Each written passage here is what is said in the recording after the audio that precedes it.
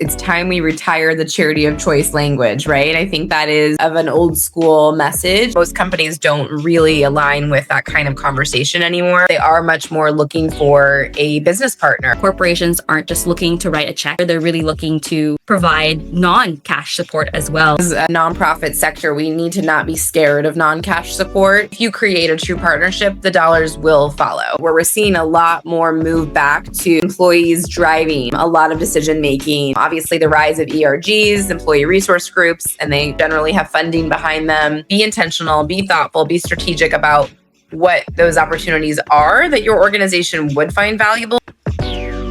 You're listening to The Nonprofit Boost, where Double the Donation and industry leaders share practical tips to help you grow revenue and boost corporate fundraising at your nonprofit.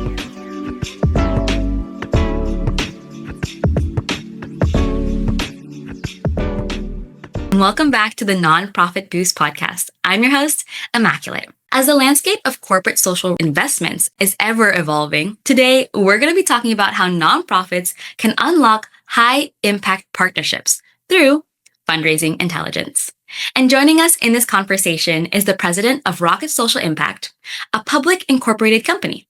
With over 15 years of experience, she has developed and implemented social impact strategies for a wide range of prominent corporations and nonprofit organizations. She is recognized for her ability to unlock opportunities between sectors, creating partnerships that drive measurable impact.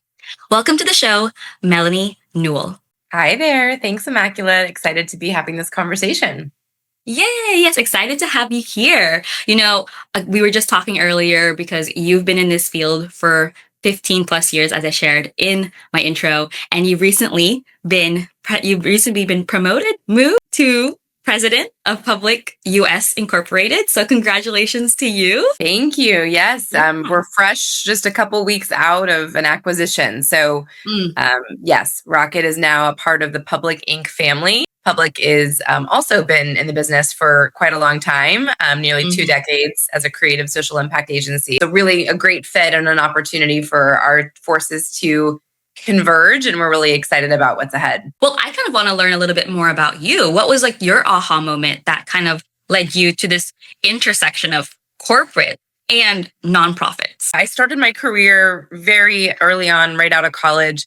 I moved to Los Angeles with like dreams of entertainment, adjacent impact work, and found myself doing that work with a pretty heavy emphasis in the beginning. My first role actually in the sports sector. So working with NBA and NFL players around their charitable foundations. And, just a couple of my initial jobs, starting with that one, really led me to a place of recognizing that I really wanted the resources to operate, moving people to a positive energy around social impact at scale. And so I was looking for opportunities to really tap into resources and assets that allowed that kind of scaled mobilization of audiences toward a social impact, and really kind of making impact cool. And how can we make impact a cool thing? And this was a while ago. This was nearly 20 years ago. So the landscape was different, and social impact, was really more up and coming as opposed to right now. It feels like kind of old news and business as usual in some ways.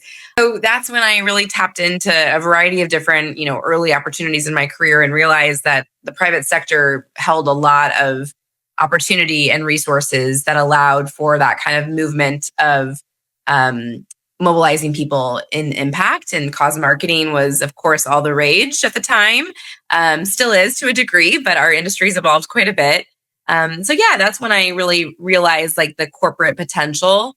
And of course, that always has been intersecting with the nonprofit sector as well. I love that. That's so exciting. You've really seen the beginning and then now how it's transformed throughout those years. You have a really great look into the insights of what's happening in that world.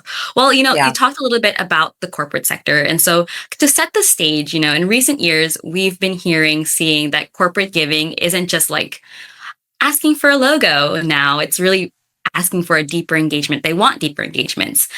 Recently, I think I read in CECP's Giving Numbers report, that companies are seeking partnerships that go beyond a simple check. So from your perspective, what does the landscape of corporate social investments look like today? It's gotten a lot more challenging. There's pros and cons to this. As nonprofit fundraisers, it does make the work more difficult. But on the flip side, the reason for this is that corporations in general have gotten much more sophisticated in their strategies. And so, using cold calling as your primary tactic to reach companies for fundraising opportunities, while in some ways it's table stakes to do that kind of work, to deploy those kind of tactics, it's also not enough. And that is realistically because companies in general, have a deep understanding and a really clear strategy in place as to what they want to do as it relates to impact and what is the biggest opportunity for them to move the needle and impact that's aligned with their business. Oftentimes, there's a lot of longstanding relationships with organizations, or they have a pretty clear picture of who they would like to work with. And so in that way, it's a bit more difficult to, expect that, sort of that cold sales outreach and getting to know companies, in that way solely is going to drive the kind of big results. Again, there's always exceptions to this, but for the most part at large, they're just really in a different ballpark than they were 10 years ago.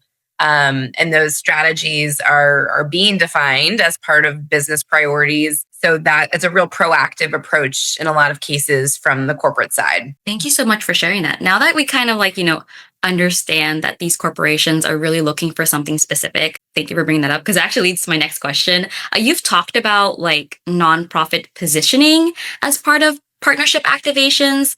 How does a nonprofit's position help them move from just being a charity of choice to, oh, that's a good strategic business ally? It's time we retire the charity of choice language, right? I think that is a bit of an old school message. And most companies don't really align with that kind of conversation anymore. They are much more looking for a business partner, an impact. And so what that means is getting very clear with your positioning as to what is your value proposition, meaning for a nonprofit, what do you bring to the table? For a partner, for a corporate partner. They're looking, as you mentioned earlier in your earlier question, not necessarily for just dropping logos into your assets, but they're looking to really understand how are you going to help them meet their goals that they've set in impact. So for hunger organizations, right, how are you supporting this company's efforts to feed more people or to bring more nutrition access or to whatever those goals are that have been set by the company based on their business objectives and what's aligned for them on their business. If your organization's primary focus is mental health, specifically showcasing to a corporate funder or a potential corporate funder how their dollars are going to help move the needle in mental health. Because at the end of the day, companies are represented by people, just, they're individuals who have goals and metrics that they're looking to achieve. So I always tell organizations, if you can show them what is the value in working with you and how are you going to make their jobs easier, at the end of the day, that's going to be success because they have impact goals and your value proposition needs to really clearly showcase how you're going to help meet those goals. So yeah, I think that's the key is really thinking about the business opportunity. And you might not necessarily always know. So you got to ask that question first, and foremost, when exploring a partnership, really the first question you should be asking is understanding what the priorities and goals of the company are, so you can shape your partnership potential accordingly. Thank you so much for that. Yeah, I think I would have been a little scared to ask that question. But now that you said it, okay, I'll be a lot more braver to be like, what are y'all's priorities? Let me know. Maybe we can align, or maybe our mission fits within those priorities. So based on what you've said, it's really important that you as a nonprofit organization really understand who you're serving and how you're doing it, where you can bring those numbers to those corporations. Okay, that's very important for you can cut through all the noise and really make it more efficient, especially since your team's time is very valuable. So good to know that little tidbit there. Now we've covered a little bit about the external approach, aligning each other's missions, and then not really cold calling, but then reaching out to those companies who you think have similar missions as yours. But there's also internal ways, to identify potential corporate partners. Specifically, I like talking about looking at your donor data, for corporate prospecting, specifically if a nonprofit can identify that, hey, all these donors work for X company, and they're like, maybe we can reach out to them and be like, hey, your employees are already engaged with us. Do you want to, I guess, build a deeper relationship? But again, you have a really unique relationship perspective because you've worked with like companies who've been making their social impact initiatives. In your experience, what are key like corporate indicators that a company is actively seeking high impact partnerships? Like, and how can like nonprofits leverage that information for then they can reach out to those corporations? Yeah, I mean, I think that in general, tactically, I would say some of the key things to be doing is to really tap into the landscape. So, when it comes to like media sources and identifying a few media sources, everyone from, 3BL and CSR Wire, who are some of the leading media um, companies that are deploying daily weekly information as to what's happening across the corporate philanthropic landscape, and there's many more. I'll plug one of my favorites, Selfish Giving. As a friend, Joe Waters runs that network and weekly newsletter that's again coming out with information on new partnerships and companies that are putting some goals out there. So there's many platforms and companies who are pushing out this information. Obviously, having news alerts on Google News Alerts is an easy way to track keywords and information about what's going on in the landscape. LinkedIn is a huge resource. I tell people every day that if you're not on LinkedIn and you're not using it really multiple times a day, then you're missing out, because it has a real opportunity to feature the individuals and the sectors and the company news that are relevant to your work. And the more that you engage with particular content, as we all know in the social media space, the more you're going to be fed content that's relevant to your work. Really looking at LinkedIn as a resource for news and information about your sector and about potential companies who are, to your point, Immaculate, looking for those high impact partnerships. And I love what you said in terms of analyzing donor data. I think that's a huge, I don't know if it's necessarily an answer to identifying who is looking for a high impact partnerships per se, but I think it's a real door open to conversation. And so, yes, I think, there's been definitely, I would say, a pendulum swing probably, 8-10 years ago. For most companies, employees were really at the heart of driving impact decisions in a lot of ways, or philanthropic decisions in a lot of ways. And then that pendulum swung because, as I mentioned, companies have gotten more sophisticated and they have full-time employees that are developing these strategies. They really have put some of that decision-making at the hands of a committee or a team. I would say there's been a pendulum swing back a bit where we're seeing a lot more move back to employees driving a lot of decision-making. Obviously, the rise of ERGs, employee resource groups, and they generally have funding behind them. To even just companies and their social impact strategies that are looking to employees to vote and to select and to have like a much greater say in where the philanthropic dollars are going. So definitely that is where we are. Not saying that every company is taking that approach, but many are. So I think your example of looking at your data, and if you have a subset and a strong representation of donors from a particular company, like that's absolutely a way in the door into reaching out to leaders at that company and expressing, there's a real uptick in support we're seeing from your employees, or your employees are, triple the rate as to other companies in terms of how they're supporting us in dollars and in volume of gifts. Like those kind of nuggets are definitely ones that I would say have a lot more weight today than they have in even the past few years, because companies really are looking to directly respond to employees' desires and philanthropic interests. So yeah, I think that's a great example of a way to use data to your advantage in those discussions. Thank you so much for sharing that. Yeah, I think I just had a conversation like last week or 2 weeks ago, and we were just talking about how the employees are really the ones making, again, as you said as well, not all corporations work like this, but they're making those decisions, micro decisions, and they're really the ones like showing, hey, to the C-suites or like to the big bosses that I want to support this organization. So Yeah. it's nice to hear that it's something that's also been echoing, in your perspective. And then I also really like the social medias. I don't yeah, I don't look at social media enough. So definitely going to take advantage of that algorithm. So we're going to definitely Yeah. try that this week Yeah. for the algorithm can do the heavy lifting for me. And I'm like, oh, I'm getting It this does. It really information. does. Yeah. Pretty great.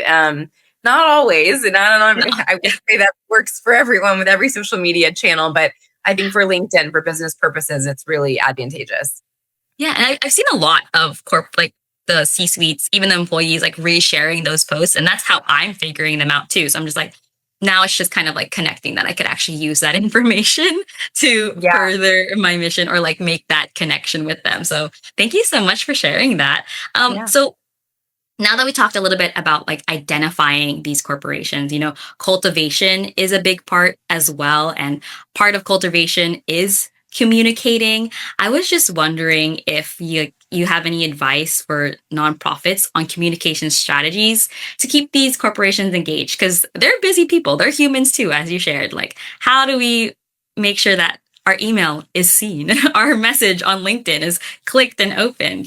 I would say it depends on if we're talking about, outreaching for the first time and trying to build the relationship. But to your point about cultivation and encouraging continued communication with someone that you potentially already know or are working with, I think the relevancy piece is huge. And again, just overloading stakeholders with information that is general to thinking that organizational messaging and news is relevant to everyone is probably not the right approach, but rather really thinking about, okay, I'm trying to really deepen this relationship or set up that second or third meeting with X company. And I know that they have shown a deep interest in this particular area of the work or of the issue area, sending them relevant news articles as they are truly bubbling up and that they're truly relevant, sending them program updates from your work that, again, is aligned with the area that they've expressed to you as of interest. So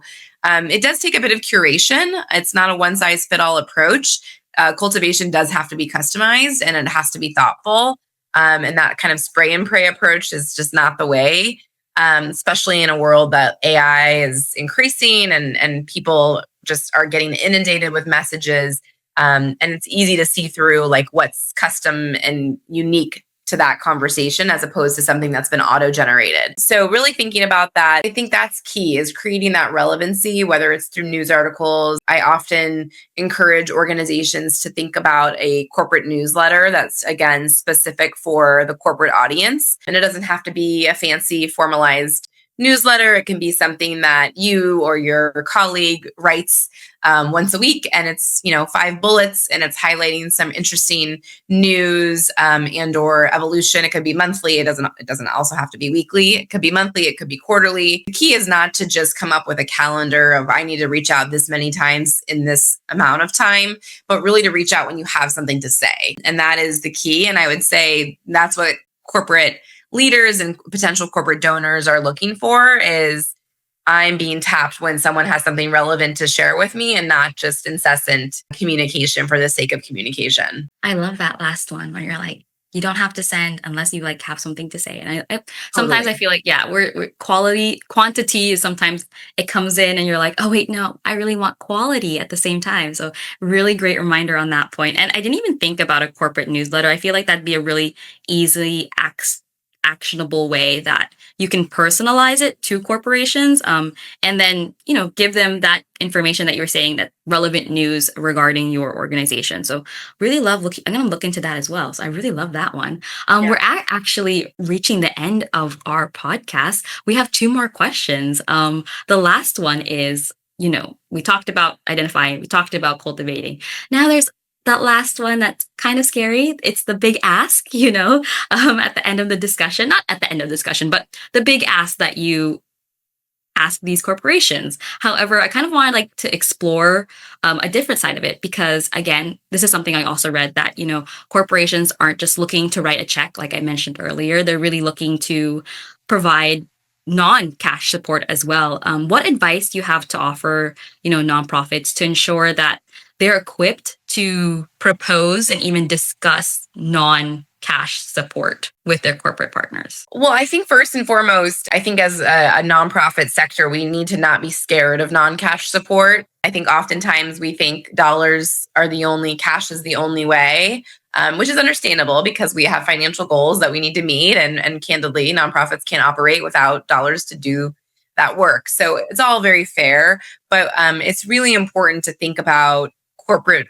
partners, not just as funders, but as true partners. And if you create a true partnership, the dollars will follow. Thinking about now, I'm not suggesting that you take a bunch of in-kind support and agree to a bunch of marketing on the behalf of the company and then never have dollars associated. It's completely fair and appropriate. The dollars have to be always part of the conversation, and it should always be part of the conversation. But if a company is really showing interest in other assets that they have bring to you, be thoughtful of, are those assets something that are valuable to your organization? And if the answer is yes, then by all means, there's value there that goes beyond cash for your organization. And really there's value there in building that relationship further with that company. Because companies are generally looking for more holistic partnerships that go beyond just being a check writer. So I think we have to get comfortable with that. So I would encourage organizations to be having those discussions internally before these calls come up or before these discussions arise, where you're determining what kind of in-kind or outside of cash support are you looking for? Is it in-kind donations? Is it skills-based volunteerism, where you could really use expertise from particular kinds of leaders that really come in and support your organization's capacity building and growth? Are there other volunteer opportunities that would really alleviate some of the needs that your organizations have that you could push to a company to engage in? So these are all non-cash ways to involve companies. And again, I don't encourage anyone to accept all of those opportunities without some cash on the table, because that has to be part of the opportunity for your organization. But really, be intentional, be thoughtful, be strategic about what those opportunities are that your organization would find valuable, and celebrate them when they come through. And not, even if there's not always big dollar signs attached, recognize that if you can build something holistic, that you're going to only accelerate that partnership for months and years to come. And you're going to be able to showcase to that potential funder the broader impact that they created with you in a more holistic way, which ultimately will drive more interest to continue or expand their engagement. Noted. So looking internally first, which ones of those non-cash based supports you actually need. I think it'd be really hard if you were accepting something and you're like, I actually don't know what to do with this. And it's just like, oh no, then you took their and generosity, and it's like they're not seeing the impact being extended through that non-cash. Yeah, no, and you're absolutely right. We definitely, on the flip side, don't want to accept donations or volunteer efforts that aren't actually needed, right? So on the flip side, I think organizations have to feel empowered to actually express and communicate what is needed and what is not of great value. We don't want that dynamic where we're just saying yes to funders because we feel we have to, and it's not actually valuable to the organization. So while that can be a hard message to deliver, that's why I think that intentional planning on the front end of what is in fact valuable to your organization outside of cash. So you don't have to just decline, but you can say, that's not really what we need right now, but something else is. And here's what that looks like. I think that's a really good way to look at it, because it's always hard to just decline involvement. Yeah. No, that actually just made me remind me something, because I was talking to a few organizations and they were like, a way that they were still able to keep that conversation going was also tell them, hey, we don't need these non-cash support, but I know an organization that does. And that corporation apparently really appreciated that. And that didn't take away from them focusing on their organization. They just really saw a new lens, a new light that, hey, they're actually willing to help us find which organization this non-cash support really is going to help. And I was like, oh, that's really nice of y'all. And they're like, it's a really fun way. I think that's great. I think that's a great solution. And then even coupling that message with, and in the future, if you do in fact have in-kind donations or opportunities such as X, we're actually looking more for that, because that might spark their next idea or their next opportunity for wanting to get involved. So I think being proactive is the way, for sure. Thank you so much, Mel, for sharing all your expertise. I Yeah. loved all your points. Honestly, they're very actionable. So I'm like, okay, I'm not too overwhelmed. Like, there's ways we can implement this slowly but surely. To wrap up our conversation, I always love leaving our audience with some, again, actionable advice, which you've already done. But to leave us off with one more, once a nonprofit, secures that sponsorship, that partnership, stewardship often starts there, begins, that now you have to steward them. What's one common mistake that you see in stewardship that you're like, guys, avoid this? A little bit of what I mentioned earlier. I think it's a combination of only reaching out when you have more to ask for, only reaching out of, oh, we haven't spoken in 6 months and now I'm back here to ask you for more money. Or that to me isn't stewardship. That's only reaching out when you need something, right? And so I think it goes back to that, reach out when you do have something valuable to say and share, because that continued relationship building will make it feel more authentic and appropriate when you do have the next round of financial need, whether that's that annual renewal you're looking for or that there's incremental ask that you're wanting to put on the table. That's really the key. So I would say that's a big piece. And I think in terms of, again, something I mentioned earlier was just like really leading always with understanding what the company's priorities are. Like, this is truly a partnership that you're looking to build. And so continuously, whether that, again, if it's that annual renewal or if it's a meeting that you're having and you haven't spoken in a bit, and really getting clear on like what is working for that company with your partnership or your sponsorship, what is not working, so that you can come back and provide them something that is of greater value. But just talking at them with more asks and more, here's what we need. Well, I think, most corporate funders and partners do care about that. They're also very much looking at this as, well, here's what I need and here's what I'm looking for. And even if they don't volunteer it off the bat, it's up to you to ask the right questions to gather that information. So yeah, I think that's the key, is really just ensuring it's a two-way street, really ensuring that there's a real partnership and that you're hearing them and you're responding with ways that you can help them meet their goals in a particular way.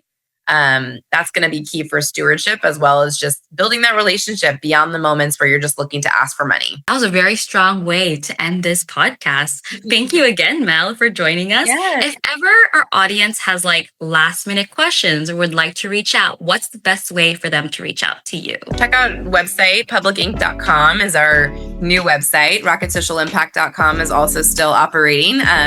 And you can find some information there. And then I would say LinkedIn. Find me on LinkedIn, Melanie Newell.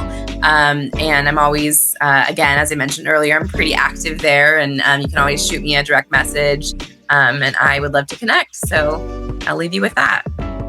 Yay, thank you so much. And to everyone who tuned in for our episode today, if you'd like to learn more, feel free to check out our other episodes and to hit subscribe to be notified about new episodes.